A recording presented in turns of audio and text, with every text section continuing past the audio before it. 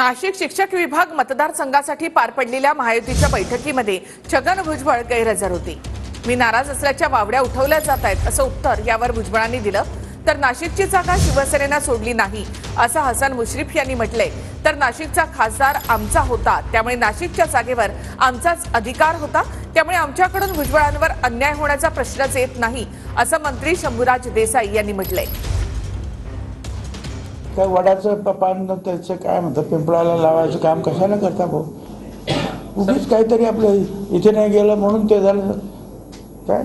आता या लेवलला आमची माणसं काम करतात, ते करतील, बघतील काय असेल ते। नाशिक लोकसभेची उमेदवारी फायनल झालेली होती, परंतु काही कारणामुळे ती जागा शिंदे गटाची असल्यामुळे ती जागा सोडण्यामध्ये त्यांनी असमर्थता दाखवली आणि त्याबद्दल त्यांना वाटत असेल की बाबा माझे एकदा नाव जाहीर झालं माझ्यासारख्या ज्येष्ठ नेत्याचं आणि हे होणं हे बरोबर नाही असं त्यांच्या मनातल्या भावना त्यांनी खदखद व्यक्त केली। नाशिकची जागा कोणाची होती?